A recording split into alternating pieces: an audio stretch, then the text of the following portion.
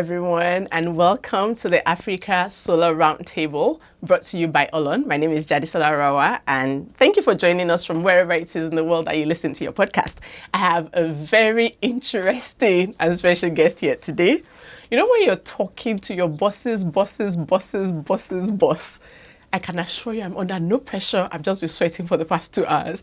But I have Dr. Osagie Okunbor in the studio with me today.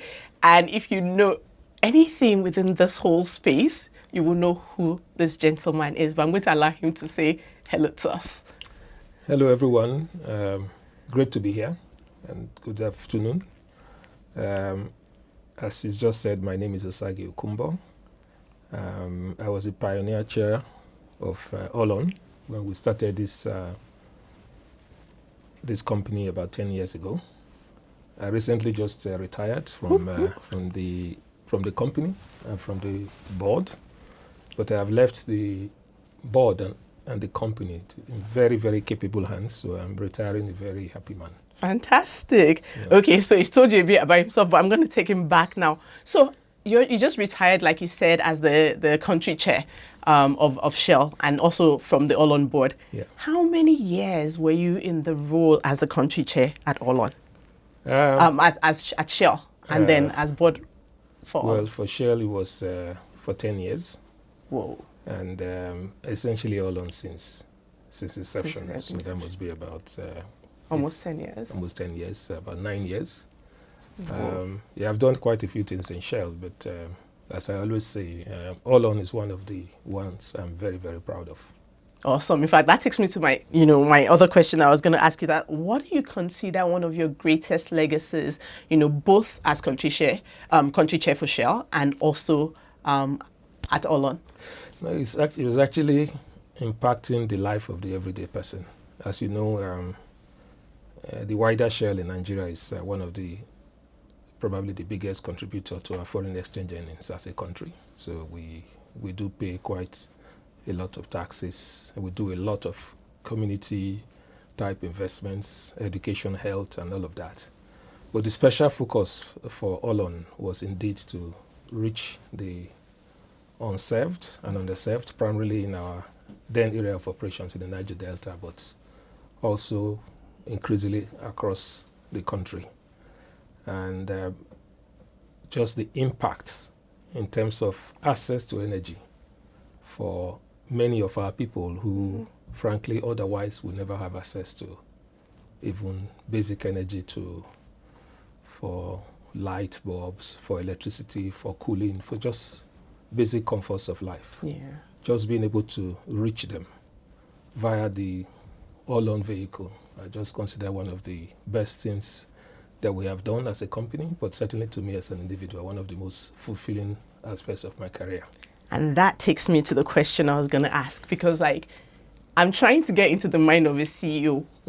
Where did the idea even come from? Here you are at the top of your career, in an oil and gas, firm. Yeah. Where did the idea even come from to say, how do we do this? What were you thinking, I think is what I would like to know. What was going on in your head when the idea for Olon came about? Yeah, like I said, across our then businesses in Nigeria, when I became country chair, we are essentially big supporters of government, of the states. We pay billions of dollars every year in taxes from our operations, together with our joint venture partners, of course. But I went around quite a bit our areas of operations in the Delta. Government is trying to do its bit, but you just find that many of our people just still lacked the basic essence of development. Yeah. So even though as a company we spent hundreds of millions of dollars in all sorts of social investments, in education, scholarships, health, and all sorts, I had a particular interest in just access to energy, because that's one that was very much close to our business. Yeah. So you don't feel good when you come out of your own house, your own offices, with constant light. Yeah. And then you go into many of our The communities, yeah. and then people are just struggling to have just access to light, to electricity. So that's essentially kind of pricked something in me when I took this job, that we need to do something in this space. And very importantly, we'll do it in such a way that it is sustainable. Yes. That we don't make profit from it. So everything that comes out of investments in this area goes back into generating more investments in this area. How best do we do in such a way that it is reachable, it's accessible, but it's also affordable? So were the kind of things that essentially occupied my mind. The next thing was to then find people who had the same passion. And there are one or two people I would just mention who shared this dream. We had a colleague at the time. His name was Thomas Gerges. Thomas is now one of our managers in the Middle East, Egyptian national, but extremely passionate about this area. So essentially one of those I recruited to come help with the thinking, with the setup.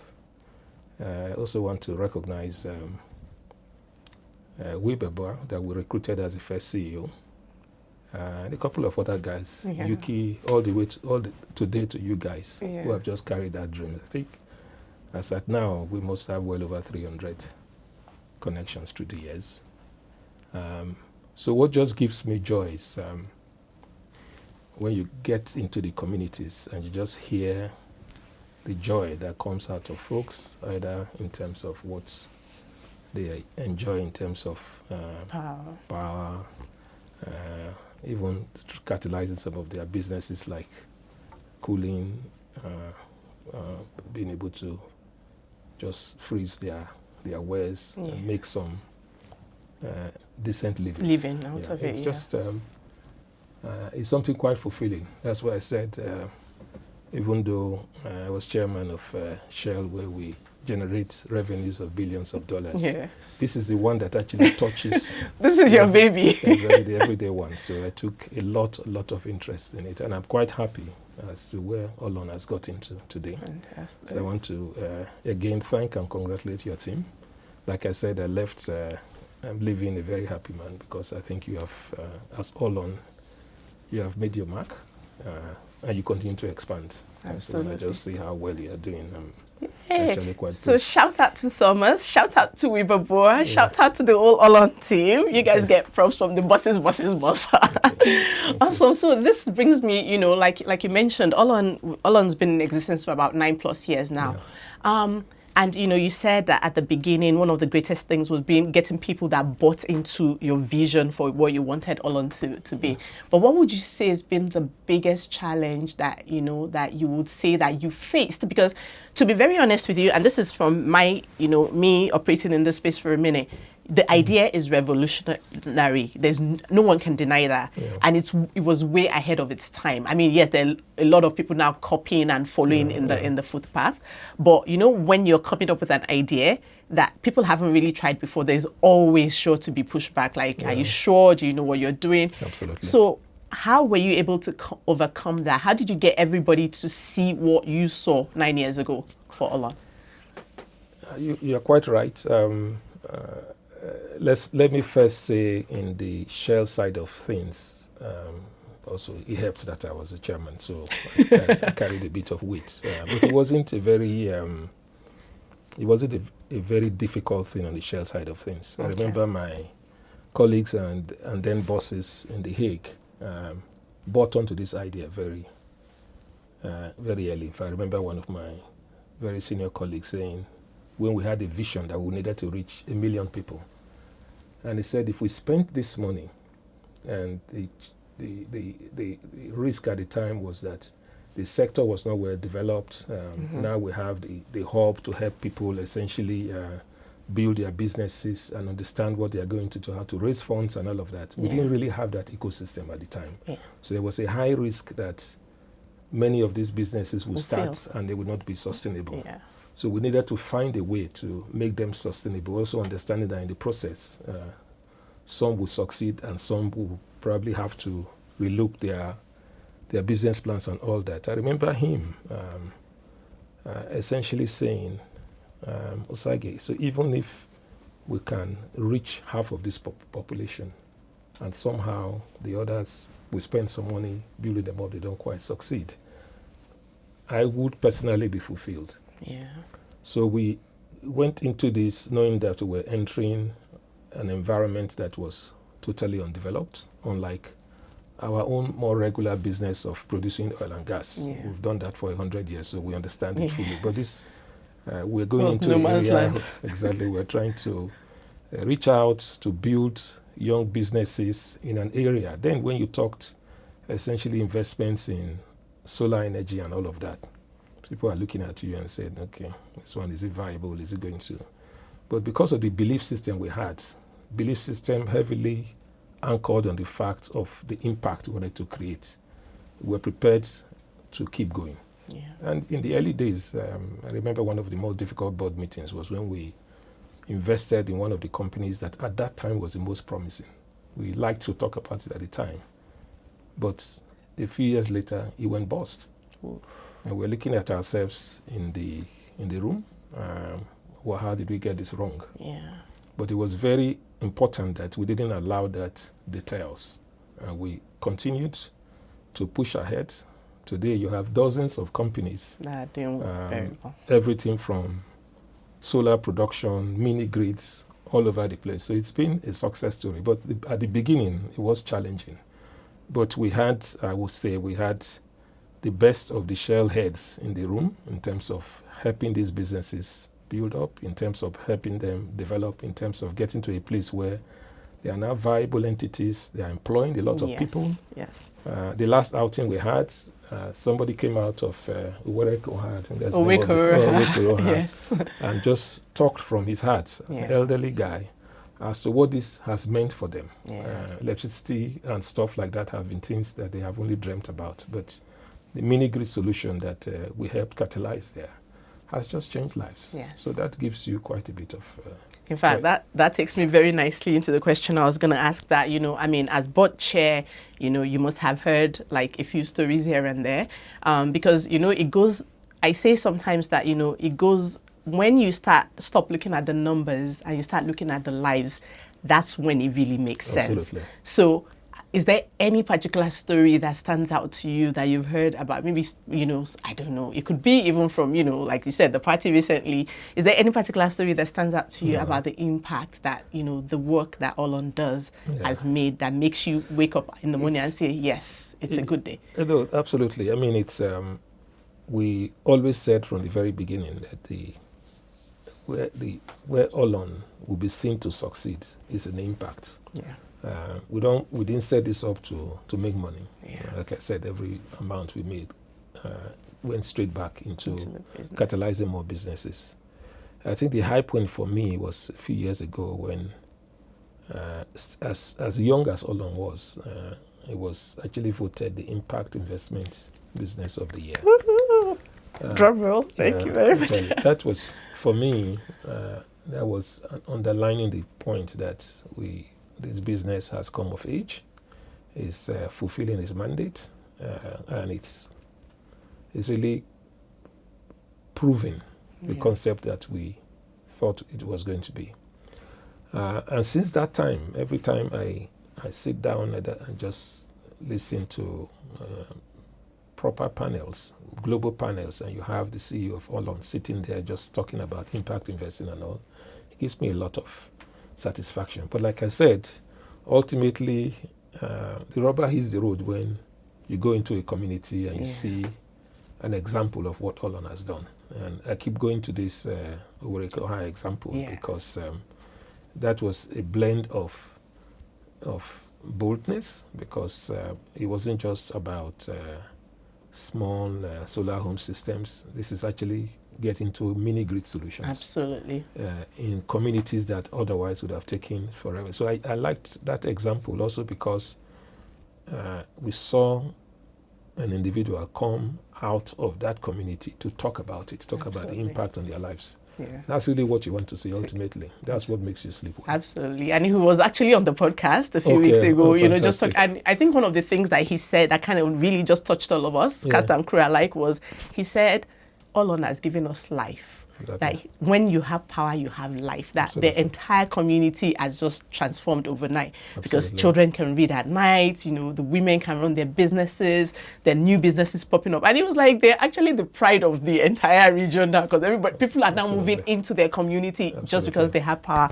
So I think, that's one of the most awesome things about this. Now, I mean, I could talk to you forever, but before we round up, one of the questions that I have is, as a visionary in this space, and because, I mean, sometimes it's difficult for people to accept their flowers because you're like, oh no, don't talk about it, but we will talk about it, because just the whole idea of Olon is visionary. It's, ahead of its time. So what do you think can be done to further accelerate energy access in Nigeria? Before you retire and leave us to our devices, and when you call you for interview, you refuse to come and say it's not you people's problem, go and handle it. So what else do you think that, and this could be, what else can the private sector do? What else could the government do? What else could the average everyday person do just to change things? First and foremost, I think this is an idea whose time has come, because it's a combination of everyday access, but it's also clean energy. So you couldn't wish for better. So I think we have done a bit to catalyze this space. What we need to encourage a bit more now is more people to come in. There are challenges. I mean, we talk of all these successes. The very last of the board meetings, one of the challenges we talked about was people just being able to fund their businesses. When they take these loans to run their businesses, they take it in forex. And because of the forex crisis of the recent past, they have actually struggled, because most of their products and what they deliver into the communities are in naira. And so before you knew it, there was. So we do need to find a mechanism from not just companies like ours, but other like-minded companies who share these ideals, to find a way to manage this naira forex thing. Thankfully, the forex regime in the past 6 months or 9 months have stabilized quite a bit. A lot of credit to the government and to the CBN. But that underlying problem, the underlying challenge is still there. We do need to find a way to get other people into this space. Absolutely. I think one of the greater areas, the better areas that I think Olon essentially has worked on is the demand aggregation. The DAT program, where we can find a way to aggregate the demand instead of this piecemeal approach. Aggregate the demand and find a way to fund it. So these are excellent examples. The hub is a great example, because there are a lot of people. What we have in abundance in our country is a thriving youth population who have a can-do approach to things. But that enthusiasm needs to be channeled into proper business propositions, business proposals, and that's where the hub comes in. Help them think through the process, the funding regime, the business plan, so that by the time they come to market to try and do these things, they actually have a business that stands a good chance of making it. So there's a lot in this space for entities. And we don't necessarily have to see it as CSR. So long as we go into this on the basis of the essence of impact. And not looking to make money, but instead anything that comes out puts it back. So I really want to encourage both national and international entities. There are quite a few playing in this space, but I think the time for this idea is now. So we really want to. I would actually feel much better in retirement when I see a lot more Olon growing, but a lot more Olons in our space in the country, because our country has a number of people still who are still underserved. Absolutely. And we do need them to have access to energy. Absolutely. And, I have 2 more questions for you before we let you go. And one of them speaks to your retirement and how tired you are, or maybe not tired at the moment. But, just to speak to what you were talking about, I mean, like you said, one of the things that you've given us at Olon is just literally the wings to soar. We recently, last week, concluded a tertiary institution challenge where we had over 400 students from Nigerian universities come up with their own solutions to different things. So whether that's to generate power, whether that's to get rid of waste, it's just, and we had, like winners, and, and this is our third year of doing this competition. So now you have a station where I think we had applications from about 70 universities and tertiary institutions in Nigeria, and so this is something, in fact, one of them, the first person to win 3 years ago, I was talking to him and I said, oh, have you gone for youth service? I was like, youth service can't wait. I'm a CEO now. I have a business now. I'm just off of winning the competition. So I think it's a great thing for you to know how your vision is now taking wings and, like you said, getting the youth involved and engaged. So now let's talk about retirement. Do you feel tired? I know that your tenure at Shell was about 39 years, almost 40, almost 4 decades. So do you feel tired, or are you at the point where you're like, what else am I going to do? What's the new frontier that I'm going to conquer?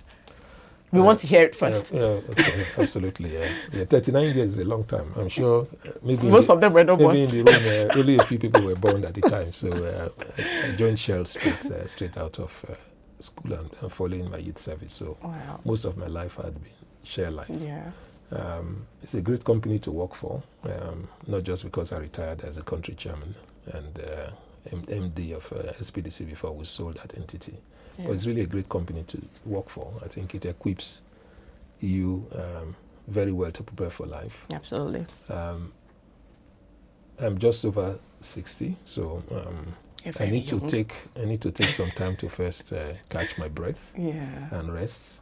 But our country has a lot of challenges ahead, and I don't intend to go and hide inside my room without being part of trying to address these challenges.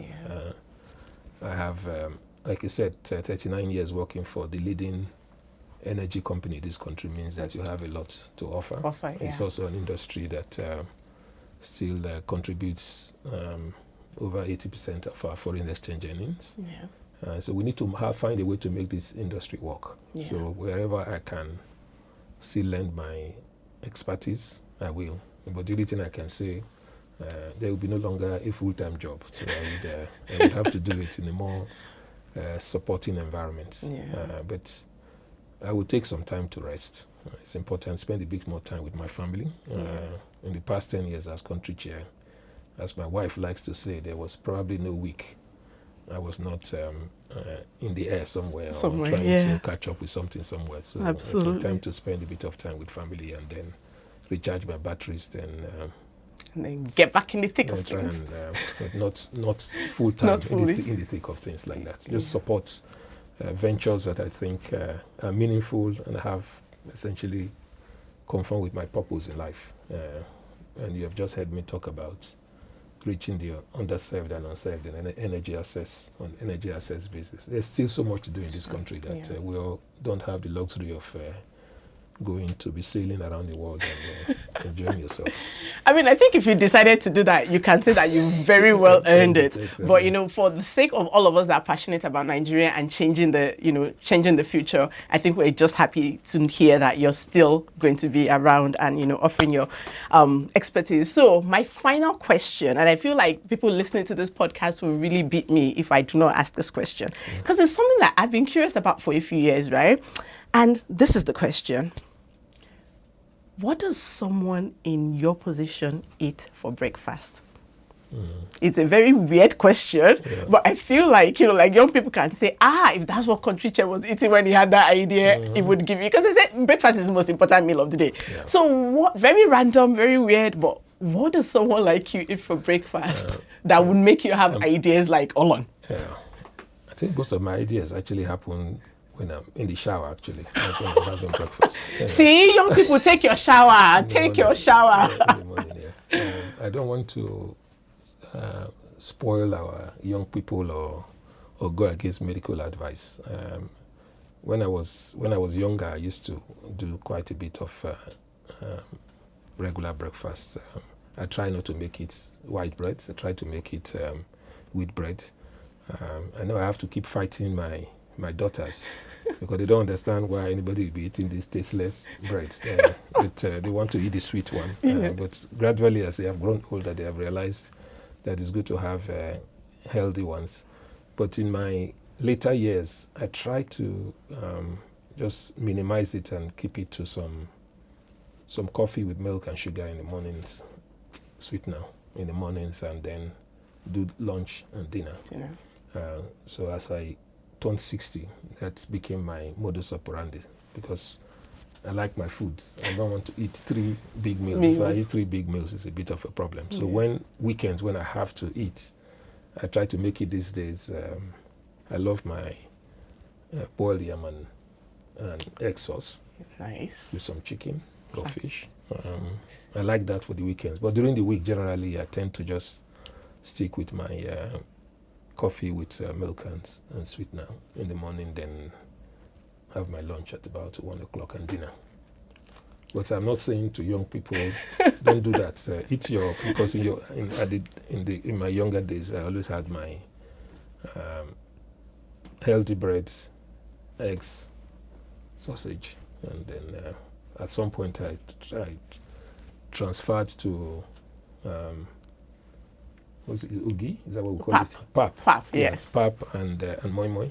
Yeah. At some point, so I've gone through my phases of but I have to think of my weight now and all of that. And but also, like, I have to say, not just what you eat, but please exercise. I think exercise is extremely important. Even at my age, I try to exercise regularly. Absolutely. Oh my goodness, like I said, we could talk to you forever, but we're just so glad that we're able to kind of like just drag you out of retirement just to have this conversation with us. And we hope that the vision that you've had for this country, you know, like almost 10 years ago when you started Olon, we hope that this is a vision that multiplies in your lifetime and that you're going to see just, you know, the millions of lives that will continue to be impacted by the fact that you had an idea and you were bold enough to go for it. So for that, we say thank you very much, sir. Thank you so much. Thank you very much. All the best with Olon. I'll be watching you very closely. Like I say. Thank you. We will keep that in mind.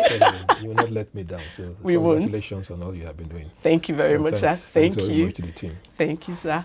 Oh my goodness, you guys have had the most fantastic time. I mean, it wasn't as bad as I thought. I wasn't as nervous as I thought it was going to be. But we've had the most fantastic conversation with Dr. Osagie Okunbor, and we hope that, you know, like we can bring him back, you know, when he starts contributing to just Nigeria, you know, with his expertise, like he said, you know, in a different category, not as, you know, Shell country chair. But it was a fantastic episode today, and I hope to see you when we have the next conversation with the next impact maker. Ciao.